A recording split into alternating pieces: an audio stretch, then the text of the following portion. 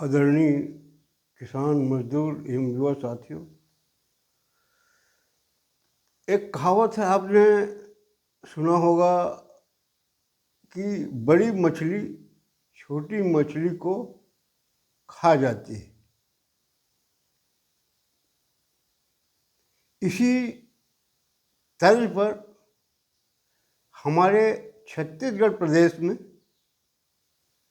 बड़े भ्रष्टाचारी छोटे भ्रष्टाचारियों के ऊपर छापा डलवा रहे हैं। मैं आपको बताना चाहूँगा कि इस समय हमारे छत्तीसगढ़ में दो बातों को लेकर चर्चा चल रही है।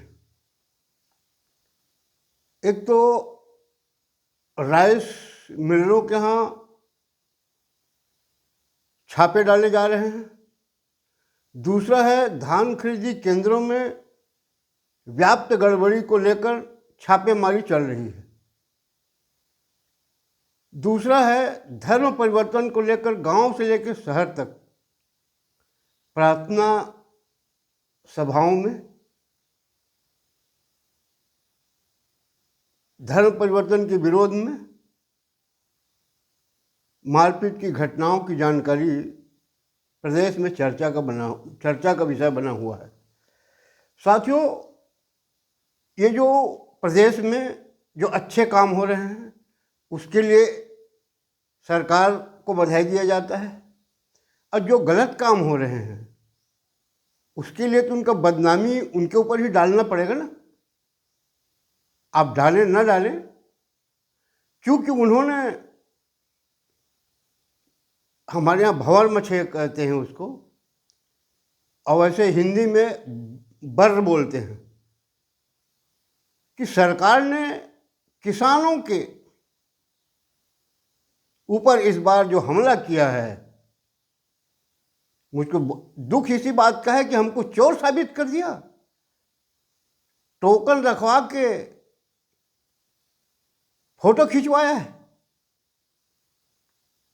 इस बात का मुझको तथा पूरा प्रदेश के किसानों में आक्रोश है। और आज ये जो छापे डल रहे हैं ना, इसके लिए भी दोषी प्रदेश सरकार है। राइस मिलर बताते हैं हमको, भैया महीना में देते हैं, अधिकारी आके वसूल कर ले जाते हैं, इसलिए हम गलत करते हैं।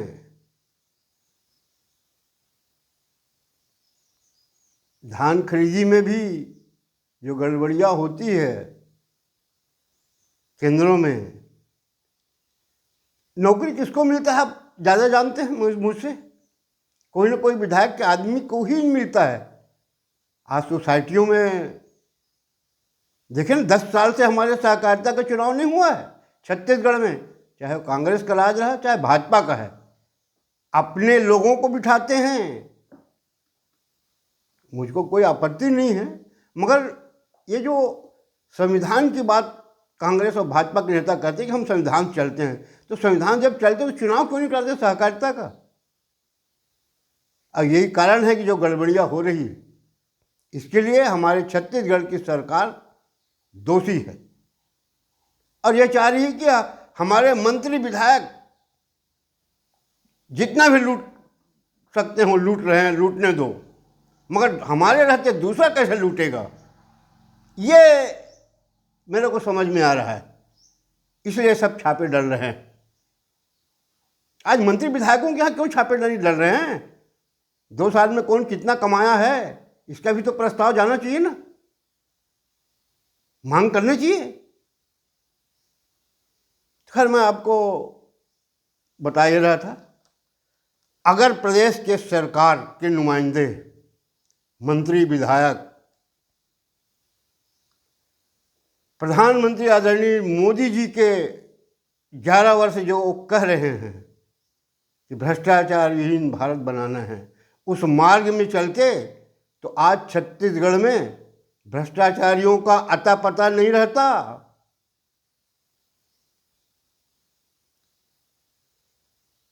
वैसे ही छत्तीसगढ़ राज्य बनाने के पहले हमारे प्रधानमंत्री, पूर्व प्रधानमंत्री अटल जी ने कानून में संशोधन कर दिया है। मुझको बार बार बताना पड़ रहा है वीडियो में कि साल में एक बार भ्रष्टाचार विहीन सप्ताह मनाना है, जिसमें विधायक, मंत्री, सांसदों, आम जनता को कसम खिलाना है। ये क्यों नहीं करती सरकार? साल में एक बार भ्रष्टाचार विहीन का विधि बना लो, सप्ताह मना लो। अभी यातायात सप्ताह मना रहे हो ना, परिवार नियोजन पखवाड़ा मनाते हैं,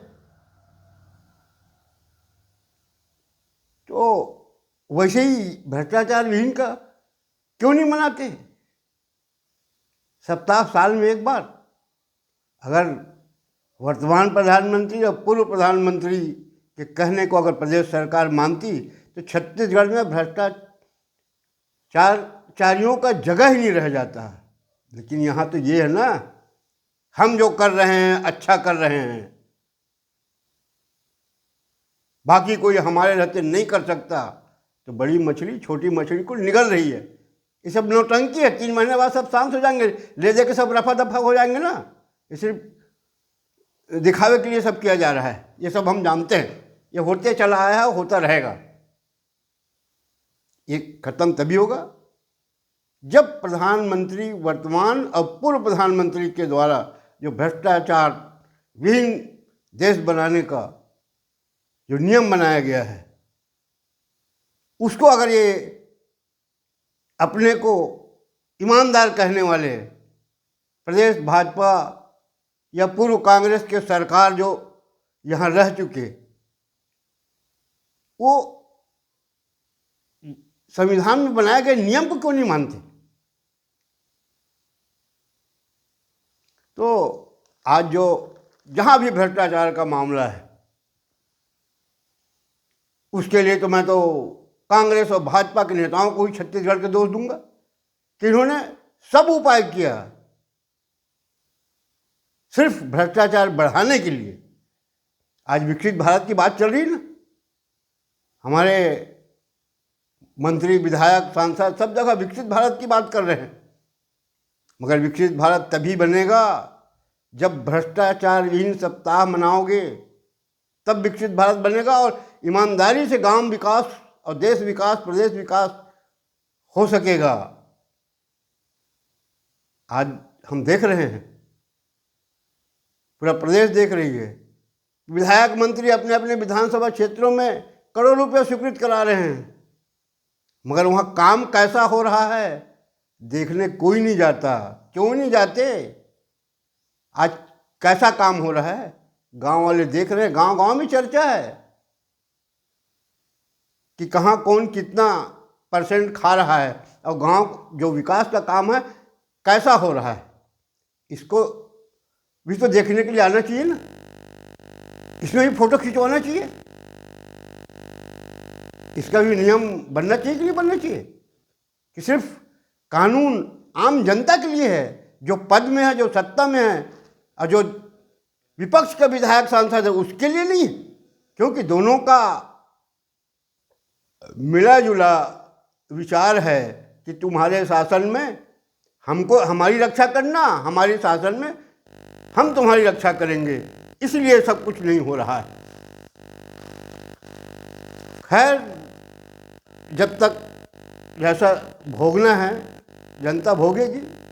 मगर मैं तो अपने किसान मजदूर साथियों को सलाह दूंगा कि जातिवाद के आधार पर टिकट बढ़ती है, आपने सुन चुका है, जानते हो आप।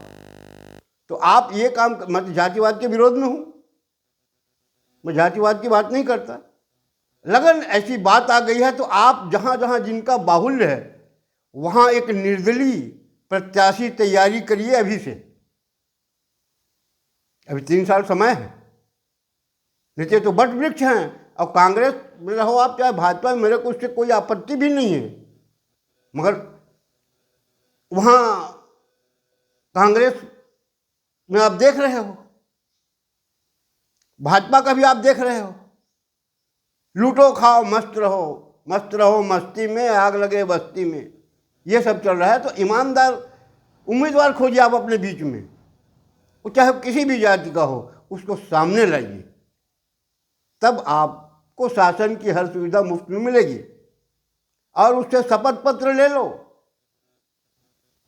कि अगर जिस दिन हम जनता के साथ अन्याय, अत्याचार, भ्रष्टाचार करेंगे तो जनता हमारे खिलाफ शिकायत करके कार्रवाई करा सकती है।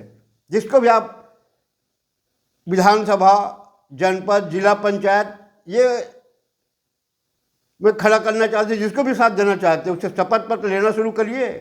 नहीं तो मैं देख रहा हूँ पंचायतों में भी उस समय नहीं हमारा जात का है, हमारा जात का है, नहीं बहुत अच्छा आदमी है। अब आप सब गाली दे रहे हैं अपने पंचायत प्रतिनिधियों को, क्योंकि उस समय खिला पिला रहा था ना। तो हमको भी किसान मजदूर साथियों अब चुनाव उपवास शुरू करना है। नवरात्रि उपवास आप रहते हो, एकादशी, बहुत से हमारे हिंदू धर्म में, सनातन धर्म में उपवास का है, रहते हैं हम लोग। तो अब चुनाव उपवास शुरू करिए। ये राजनीतिक दल के नेता क्या कहते हैं आपके बारे में आपको मालूम है? बोले चुनाव में बहुत पैसा लगता है, जनता बहुत पैसा हमसे मांगती है। अब मैं जानता हूँ जनता पैसा नहीं मांगती। ये निकम्मे विचारधारा के, भ्रष्ट विचारधारा के जो उम्मीदवार होते हैं ना, वो आम जनता से लगाव नहीं रखते। वो अपने लोगों को भेज करके अपना माल मटेरियल बंटवाते हैं और चुनाव जीतते चले जाते हैं। अगर आम जनता से संपर्क हो ना, सब जनता का काम मुफ्त में हो जाए, कोई जनता किसी से पैसा नहीं मांगेगा।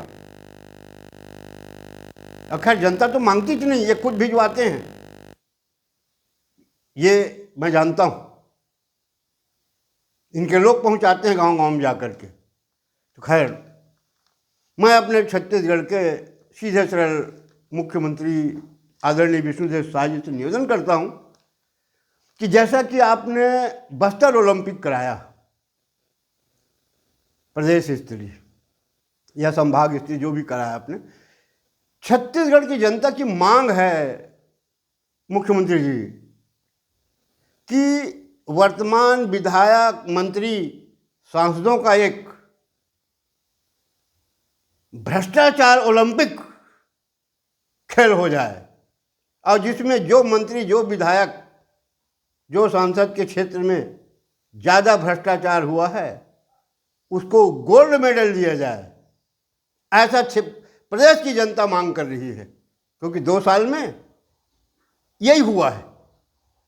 वैसे नवागढ़ विधानसभा क्षेत्र के एक सर्वदलीय समिति के संगठन के पदाधिकारियों ने मुझको खबर भेजा है कि पहला इनाम बेमेतरा जिला के नवागढ़ विधानसभा के विधायक को मिलना चाहिए, क्योंकि वो खाद्य मंत्री है। अन्याय, अत्याचार, भ्रष्टाचार करने में छत्तीसगढ़ में प्रथम है। तो मुख्यमंत्री जी मैं आपके नॉलेज में ला रहा हूँ, जब ये प्रतियोगिता अन्याय, अत्याचार, भ्रष्टाचार का प्रतियोगिता आप कराएंगे ना, तो थोड़ा विचार करेंगे आप, क्योंकि खाद्य विभाग में ही सब कुछ हो रहा है जितना हो रहा है। उसे स्वास्थ्य विभाग में भी हुआ है, कृषि विभाग में हुआ, कोई ऐसा विभाग अछूता नहीं है मुख्यमंत्री जी। मगर इस समय खाद्य विभाग तो चर्चित है। कितना करोड़ों का धान जहां संग्रहण किया गया है वो भी गायब, समितियों से अलग हो रहा है। तो ऐसे विधायक महोदय का सम्मान होना चाहिए। और मैं तो चाहूँगा अगर राष्ट्रीय स्तर का भ्रष्टाचार प्रतियोगिता हो जाए विधायक सांसदों का हमारे छत्तीसगढ़ में, ओलंपिक टाइप का, तो शायद हमारा छत्तीसगढ़ और कर्नाटक में टक्कर होगा, क्योंकि वहाँ कांग्रेस सरकार है ना, यहाँ भाजपा सरकार है। फाइनल इन्हीं में होगा। अब उसमें दोनों में कौन जीतेगा ये तो खेल के मैदान में ही पता चलेगा। मगर छत्तीसगढ़ की जनता का कहना है कि पहला इनाम छत्तीसगढ़ को ही मिलेगा। आप गलत बोलते हो, टक्कर कुछ नहीं होगा, ऐसा जनता कह रही है मुख्यमंत्री जी। आपके बारे में बताते हैं कि वो तो पूर्व प्रधानमंत्री बना दिए हैं आपके सहयोगी, मनमोहन सिंह बना दिए हैं। आपके कोई सुनते नहीं, कह दिए हैं कि जो हम चाहते हैं हम करेंगे, आप अपना देखिए, ऐसा खबर आ रहा है। खैर मुख्यमंत्री जी, प्रदेश की जनता की मांग पर ध्यान रखना। हमारा यही निवेदन है कि भ्रष्टाचार विधायक मंत्री सांसदों का एक प्रतियोगिता करा दीजिए, जिसमें जो फर्स्ट आएगा उसको गोल्ड मेडल देकर स्वागत करिए।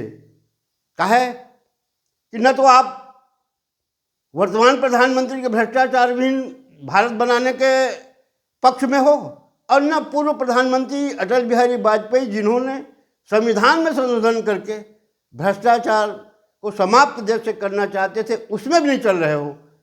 तो अब जनता सोच रही है चलो भाई हम इन्हीं के रास्ते में चलें, तो कुछ प्रतियोगिता करा दो ना।